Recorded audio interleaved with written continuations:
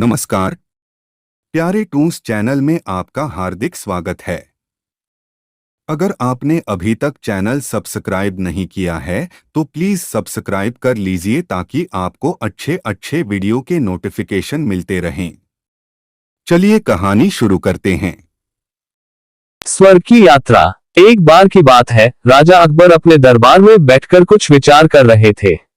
तभी अचानक उन्हें ख्याल आया कि उनकी दाढ़ी और बाल काफी बढ़ गए हैं।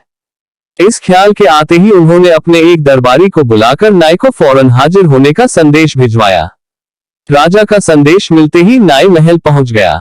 महल पहुंचकर नाई राजा की हजामत बना ही रहा था कि कहीं से एक कौवा वहां आकर बैठ जाता है और कांव कांव करने लगता है।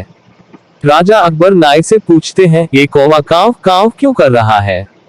इस पर नाई जवाब देता है, यह आपके पूर्वजों का हाल चाल बताने आया है। नाई के इतना कहते ही राजा अकबर आश्चर्य से पूछते हैं, तो बताओ फिर यह कौवा मेरे पूर्वजों के बारे में आखिर क्या बता रहा है? राजा के इस सवाल पर नाई कहता है, ये कौवा कह रहा है कि आपके पूर्वज स्वर्ग में मुसीबत में है और काफी परेशान है। उनका हालचाल लेने के लिए आपको अपने किसी करीबी को स्वर्ग भेजना चाहिए। नाई की यह बात सुनकर राजा अकबर और भी हैरान हो जाते हैं। राजा अकबर आश्चर्य से नाई से पूछते हैं, आखिर किसी इंसान को जिंदा स्वर्ग में कैसे भेजा जा सकता है? राजा के इस सवाल पर नाई जवाब देता है, महाराज मेरी नजर में एक पुरोहित है जो इस काम को अंजाम दे सकता है। बस आप इस काम के लिए अपने किसी करीबी को स्वर्ग जाने के लिए राजी कर लीजिए। नाई के इस आश्वासन पर राजा अकबर तैयार हो जाते हैं और दरबार में अपने सभी करीबी दरबारियों को बुलाते हैं। राजा के आदेश पर सभी करीबी दरबारी राजा अकबर के सामने हाजिर हो जाते हैं। सभी दरबारी राजा से अचानक बुलाने की वजह पूछते हैं। इस पर राजा उन्हें नाई के साथ हुई सारी बात सुनाते हैं। राजा की बात सुनकर सभी दरबारी एक मत में बीरबल का नाम आगे रखते हैं। दरबारी कहते हैं कि स्वर्ग जाकर पूर्वजों का हाल चाल लेने के लिए बीरबल से उचित व्यक्ति और कोई नहीं हो सकता, क्योंकि बीरबल हम सब में सबसे ज्यादा बुद्धिमान और चतुर है।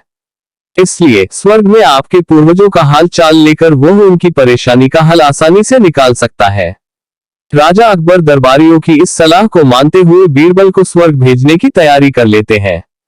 इस बात का पता चलते ही बीरबल शहंशाह अकबर से पुरोहित को बुलाकर स्वर्ग भेजने की विधि के बारे में पूछते हैं। बीरबल की इस बात पर राजमहल में पुरोहित को बुलवाया जाता है। पुरोहित के आते ही उनसे स्वर्ग जाने की विधि के बारे में पूछा जाता है। पुरोहित बताते हैं, आपको यहीं पास में मौजूद एक घास के ढेर में भेजा जाएगा। बाद में उस ढेर में आग लगा दी जाएगी। फिर कुछ मंत्रों की शक्ति से आपको स्वर्ग भेज दिया जाएगा। स्वर्ग जाने की पूरी प्रक्रिया जानने के बाद बीरबल राजा अकबर से करीब 11 दिन का समय मांगते हैं और पुरोहित को 11 दिन बाद बुलाने की बात रखते हैं। आपने अभी तक चैनल सब्सक्राइब नहीं किया है, आपसे निवेदन है प्लीज चैनल को अभी सब्सक्राइब करें। वह कहते हैं, मैं स्वर्ग जा रहा हूं और कितने दिन मुझे लौटने में लगेंगे इस बारे में निश्चित तौर पर कुछ भी कहना मुश्किल है। इसलिए स्वर्ग जाने से पहले एक बार मैं अपने परिवार से मिलना चाहता हूं और कुछ समय बिताना चाहता हूं। बीरबल अपने घर जाने के लिए महल से रवाना हो जाते हैं।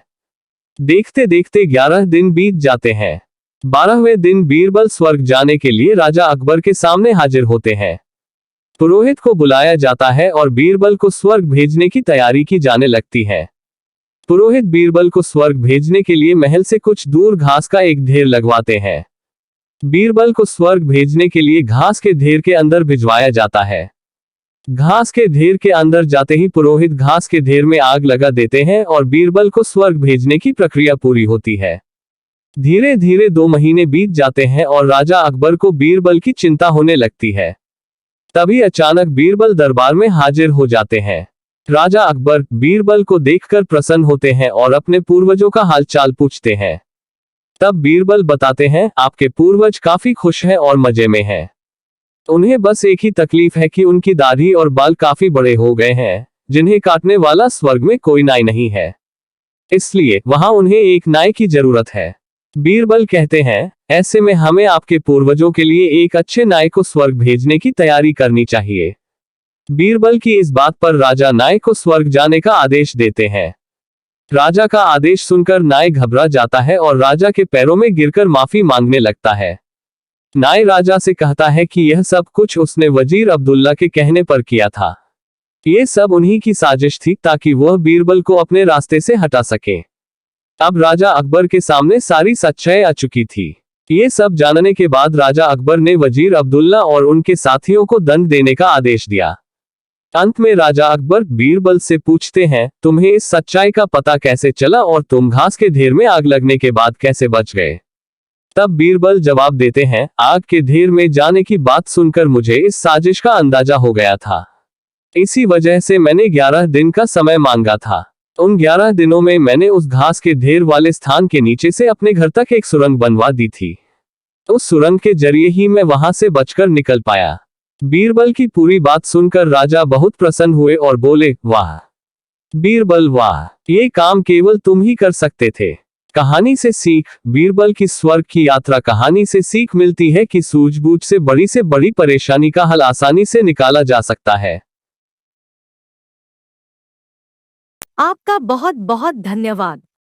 कृपया इस वीडियो को लाइक कीजिए, अपने मित्रों एवं संबंधियों से शेयर कीजिए और प्लीज कमेंट करना ना भूलें कि ये कहानी आपको कैसी लगी।